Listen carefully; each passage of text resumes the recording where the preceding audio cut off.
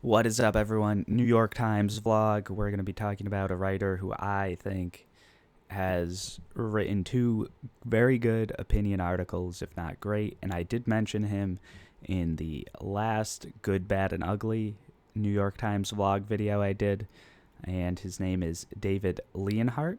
Now, David incorporates graphs better than anyone I've ever seen. What Leonhardt does very well, I think, is incorporate graphs so that regular people can look at them and understand them, and people can kind of see what is an issue in our society. In addition to being good, I mean, anyone can like put a graph in their article, but what Leonhardt does is use the graphs to identify societal issues that we're currently experiencing today. So much praise for David Leonhardt. He's a diamond in the rough as far as reading the New York Times opinion section goes, because honestly, a lot of these writers are average to mediocre, I would say. And by these writers, I mean the New York Times columnists who write for them weekly. So without further ado, let's look at some of these graphs. So yeah, I talked about him briefly in my last video I did about this New York Times vlogging last week, and it was about this black male earning for every $1 earned by a white man in this country. So yeah, we've got, for some reason, the x-axis is getting cut off here, and I don't know why, but black men made 57 cents on the dollar in 1950. That's what the x-axis is, years. And then this is 1960, 70, 80, 90. And then here's today. So now they make 10 cents more than they used to make. So that's black workers. But when you look at black men in general compared to white men and their earnings, it's equal. So why is that? Well, we're just going to skip down to the graphs here. Basically, there are black men who are disproportionately imprisoned for the same crimes, and there's more that are unemployed or out of the labor force. And out of the labor force just means that you've been unemployed for 6 or more months. So, yeah, that's the distinction between unemployed and out of the labor force. Yeah, you can see all these bars are bigger, and there's various reasons for that, which are gone into in the article. There's this study where the researchers gave employers two resumes that were exactly the same, except one had a very white sounding name like John Smith, and the other one had a stereotypically black name like Jamal something. I don't even know. But we saw that the white resumes got more calls for interviews than the black resumes did. That's for like employment. There's studies about obviously incarceration, and you know, that leads to black people getting imprisoned 4 times as often, even though they're committing, even though they're doing the same amount of crime, but they're just getting, the justice system, whether it's the courts or obviously the police, are just over policing or policing them insane amounts to the point where they're just imprisoned, um, at like grotesquely higher rates. So yeah, this was the graph from the top. Basically, black men, black workers have gotten an increase in wage compared to what they used to have, but it's still obviously not even close to a dollar compared to white men. But overall, black men wealth from earnings is the same as it was, and that's because of these. Um, Now, why am I talking about all this? Well, I do want to give David Leonhardt some props for incorporating graphs so well into his articles that it just makes it easy for me, um, to talk about them, obviously, and it just makes it easier for people to understand them. As far as I can tell, he's one of the few regular columnist for the New York Times that actually does this at all. Certainly in the opinion section, at least. I think I saw a few other graphics from a few different writers, but David Leonhardt seems to incorporate them always. And I'm the kind of person who will love a graph. Growing up, believe it or not, I was more of a math science person than a history English person, which is funny because I review books on this channel. So, like, I mean, it's weird. But anyway, I did know about David Leonhardt before. This article is when I first remember him coming onto my radar, at least 10/6/19. So it's an article called The Rich Really Do Pay Lower Taxes Than You. And that's lower percent. Obviously, they pay more money. Like if someone with $1 billion income pays 2% of that $1 billion, that's $20 million. So that's obviously more than you or I would pay, but it's still like a lower percent. That's what he means by they pay less in taxes. So look, this is the 1950s taxes. So the top 400 earners paid, sorry, my face is in the way, but they paid 70% in taxes in 1950. And the top 99.99% paid 50% of their income in taxes. Probably most of us are down here 90, or at least down here 95% and lower. Everyone here looks like they're paying under 30% in taxes. Now, this graph is cool because watch this. As I scroll down, so yeah, you can see it go over years. 10 years after 1950, basically, the richest people are paying 10% less of their income in taxes. This is crazy. This is craziness. And then these floating text bubbles here. Since then, taxes that hit the wealthiest and the hardest, like the estate tax and corporate tax, have plummeted, while tax avoidance has become more common. Words and graphs. I love it. Big fan, big fan. Yeah, 1980 is a key year because this is when Reagan came into office and Reaganomics took effect, which is basically, or trickle down economics, which is basically if you tax the rich less, they'll spend their money so quickly that it will cause just massive growth, economic growth. You might be thinking, well, that's weird. Like, if you gave me $1,000, I would probably spend that pretty quickly too, because I need to like fix my car or I need to, get a physical or something. Uh, so, like, either way, it would go into the economy. But rich people actually hoard, they only put 10% of the money they get from tax cuts back into the economy, according to one study at least. But yeah, anyway, here we go. We're going to keep scrolling. But like if you give someone like a universal basic income and like the poor people will spend that money because they need to spend that money on healthcare, cars, food, whatever. So yeah, that was Reaganomics. Tax the rich less, corporate taxes down. Oh, also notice down here, um, these people at the bottom, they're paying more than they were in 1950. Look at this, 20%.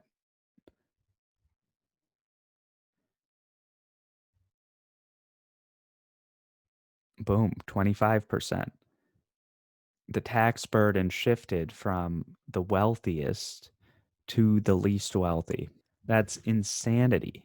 Why are the top 400 earners in the country paying a smaller tax rate than you or I? Or I assume if you're watching this video, you aren't one of these 400 people. Well, let's fast forward to today. So, yeah, this article from a couple days ago now, but the US is lagging behind many rich countries. These charts show why. I love my charts. I'm going to move my face. Okay. So the farther right you go on, this graph is a little confusing. And then when you go higher on the graph, that means the life expectancy is going up. And when you are going to the right on the x-axis on the graph is representative of your GDP per capita. So we're the richest country in the world. Who has that wealth? We're going to go back here for a second. Who's benefiting the most from this? These people, the top 400 people, the top 1/100th of 1%. So we're the richest country in the world, but that's only because our rich people are the richest. Regular people aren't able to raise this life expectancy number because a lot of regular people can't afford healthcare. They can't afford a great university education. A lot of people are food insecure. That doesn't help your life expectancy. Like when we look at, India, especially India in like the 90s, they're very low life expectancy because a lot of people couldn't eat. And it's tragic. Obviously, we shouldn't even be in that conversation. Unfortunately, we are. And guess what else is in this article to kind of back up what I'm saying here? Oh, it's more charts. Let's scroll down. Here we go. Union membership.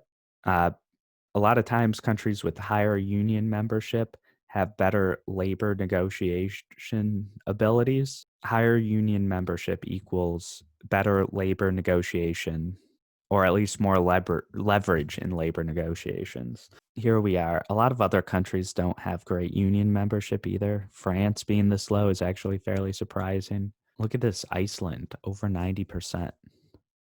That's crazy. So yeah, that's part of it. But it gets more ridiculous as we go down here. Share of the economy going to worker pay. So only 60% goes to worker pay here, but in Europe it's higher. So even though our pie is bigger in the United States because we're farther to the right on this GDP per capita, a smaller percentage of that actually goes to the workers. Most of it is going into the pockets of these large multinational corporations here in the United States. Now, let's go down farther. Ratio of CEO to worker pay in 2005. Wow, Britain's kind of close. Look at this, though. This has actually gotten worse, too, I believe. But look, other countries are around 15 to 25%. We're just a massive outlier over here. Wow, Japan. Now, let me ask you this. Does a CEO work harder than someone who just started as at an entry level position? Well, yes, of course. So they deserve to be paid more. I don't think anyone is arguing that at all. How much more do they deserve to get paid? Do they deserve to get paid 10 times more? Maybe, especially if we're talking about an entry level person. So it's not necessarily entry level, it could be someone that's been there for a while. I mean, to me, this is like grotesque income inequality. I mean, there's no way the CEO is working like 38 times harder than the average worker. Sure, they might be working 4 or 5 times harder. I mean, and maybe they're not. I don't even know. But like I couldn't even fathom a CEO working 10 times harder than like a regular worker. I just couldn't. I mean like there's only so much time in the day. Like if a regular worker is working 40 hours a week, like what is the CEO working 100 hours a week? I mean maybe, sure, and they deserve to get compensated for that, but this is like insane. And this leads to like this. I don't know, there we go. They're both on screen there. Yeah, I don't think we as a society should choose or should be okay with CEOs making this much more than regular workers. Annual minimum wage in 2018. Some of these countries are fairly shockingly low, but this is a lot of South American and Central American and Eastern Europe. So these countries have a lot lower GDP. So when you think of like great rich countries, what do you think about? Like the United States, Canada, Korea, Britain, France, Belgium, Germany, Netherlands, Australia, Luxembourg, I guess. You may not think of that because you may not be able to point to it on a map. I think that's right next to France, though. But yeah, you don't think of like Greece, Portugal, Slovenia, or any of these countries that the US is near. And you could say, well, Greg, minimum wage, some countries, like most people make above the minimum wage in most countries. And it's like, yeah, sure. But I mean, it's one of many things. This one actually shocked me. I didn't know phone bills in the United States and Canada were this much more. What is this? A $60 average cost? David's book reviews. I know he's a British friend and subscriber to my channel, so I'll have to ask him what he pays for a cell phone bill. But I mean, it looks like he wouldn't pay over $40 unless he's getting like, I don't even know. Like everyone gets internet free, right? Like unlimited data maybe. But yeah, this is like shocking. If you live in like Denmark, you just pay $6 a month for your cell phone bill. Is that right? Like, or France $15, Sweden 18. Like we're just getting hosed. I don't know. Does the government subsidize this? I don't even know. But okay. Yes, arguably the biggest outlier, blah, blah, blah. American healthcare system, price of drugs, medical procedures, and doctor visits are all substantially higher in the United States than other countries. So, yeah, these other countries down here, these normal countries, have one version or another of a single payer healthcare system. Sometimes in Britain, for example, there are public hospitals. So that means the doctor you see in Britain is paid for with your tax dollars. Canada, I know, has private hospitals, but it's public insurance. So the hospitals are paid by government. But like here, this is weird. So, like, it mentions bureaucratic inefficiencies. Let's talk about that. So, Britain, very easy. Tax money goes to government, goes to hospitals and doctors, goes to care. It's just like a circle. Here, this is very strange. So you've got some people that the government pays for their health care, like veterans, Medicare. So you get like some health care coverage with Medicare. And the VA is even more comprehensive than Medicare. But then you've got like everyone else. So everyone under 65 or whatever, they've got their own private insurance companies and they have to pay those. And those private insurance companies only pay for some healthcare and it depends and you don't know what they pay for.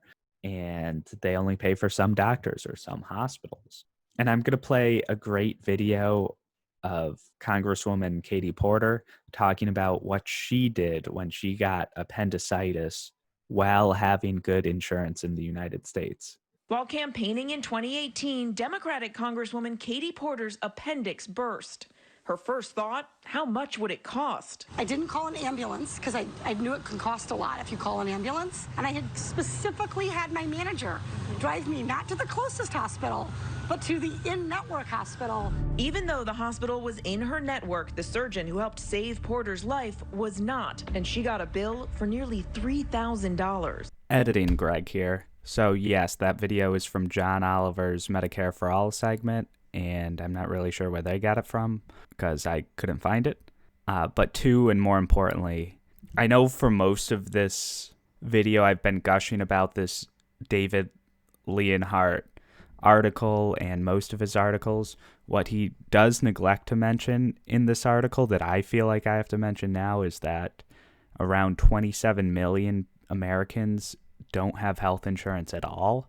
And that's obviously problematic because what if one of those people gets sick? A lot of times they end up with massive bills. But overall, obviously, I'm enjoying the article and the graphs. But yeah, in all, Americans pay almost twice as much on average for medical care as citizens of other rich countries. And as you may remember from the opening chart in the article, Americans are far from the world's healthiest people. Now we're going into incarceration. Incarceration plays an important role too. No other wealthy country puts as many people behind bars, and the prison population is disproportionately Black and Latino. We talked about that in the article from last week. White men's wages compared to Black men's wages, and Black men making 51 cents on the dollar compared to white men. But yeah, incarceration rates. Like, so when you think of like super anti-democratic totalitarian, like you've got to imprison your population to get them to and like really crack the whip, make people fall in line. What countries do you think of? Russia, China, maybe. Oh, this is Turkey. They're definitely a dictatorship. Where's China?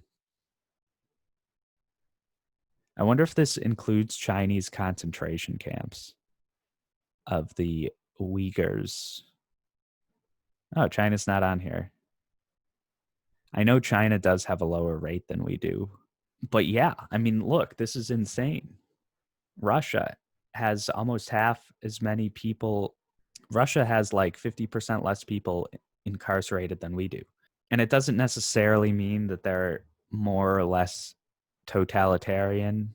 It could just be like something like over policing in our country that's leading to this disproportionate ratio, which, yes, there is over policing in our country.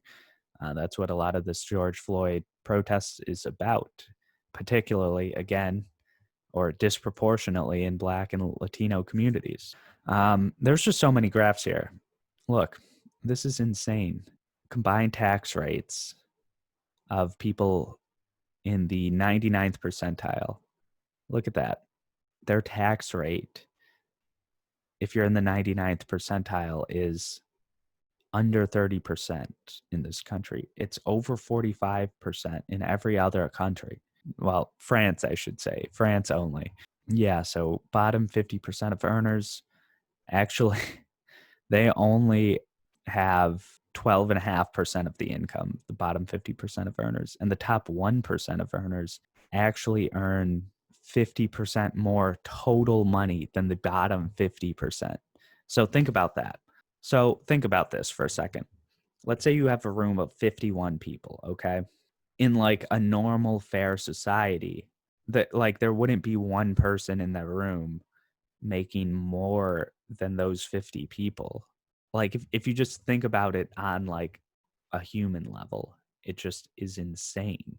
Yeah, in Europe, the bottom 50% earn a higher share of the national income. Yeah, as it should be. Particularly when you look at things like up here where Americans are paying way more in cell phone cost, health expenditures, and stuff like that. I mean, and they pay like way more for university education and they have to go in debt a lot of times. Yeah, like let's look at this now. Here are the next two graphs. You guys can look at them. But hopefully you guys see what I'm saying about charts really adding, the important context that you need for a lot of the points that are being made in opinion articles.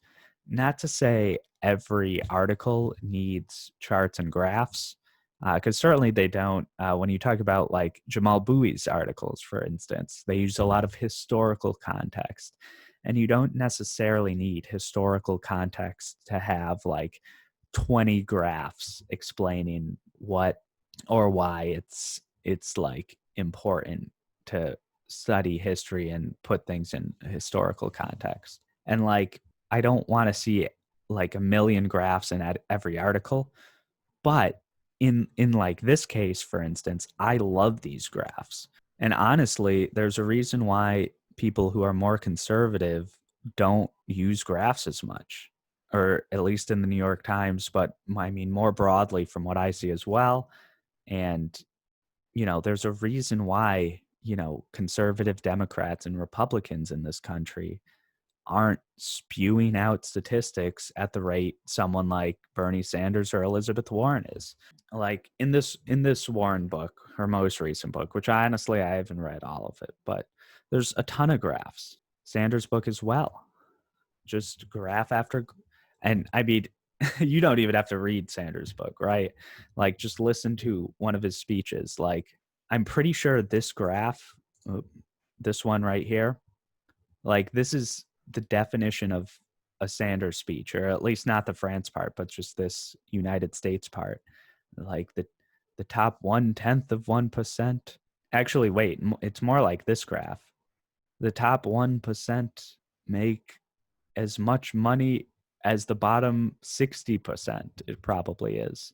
Because, yeah, the bottom 50% don't earn as much as the top 1%, according to this graph. When we talk about these things, it's very important to bring a lot of things into the conversation, such as racial wealth gap, very important between Black and Latino people compared to white people, gender pay gap, which is less egregious than what we saw with the Black wage gap, and also like women aren't put in jail at this like or prison at this horrifying rate like the Black people are, but still very important to talk about because that gap still exists, even though it's a lot less substantial than the race pay gap. It still exists. Again, that's actually what I did my first video on, even though it was in a very narrow context. And editing Greg with the insane hairs back because he forgot to film a closing to this video. But yeah, more New York Times vlog stuff. I'll have one other video later this week about maybe some bad articles. And yeah, more videos in the next few weeks. I want to know what you guys think, especially if you watched this entire video. Thank you. But let me know in the comments, what do you think about all these graphs? Do you like the graphs? Is it too many graphs? Do you prefer the statistics to be said within the context of the article? I personally don't like that as much a lot of times because people will use like very misleading things. I talked about that in my video on how to avoid reading centrist garbage, which applies to non-centrist as well, but you know, things like cherry picking the worst poll for a candidate that you don't like, or cherry picking like the best poll for a candidate you do like, you know. It's like very misleading sometimes, but when you use a chart, it's harder to make it misleading to the reader when you use a chart. But yeah, anyway, that's my thoughts. Like, comment, subscribe. Thanks for watching. Bye. I'll do the cliche camera thing.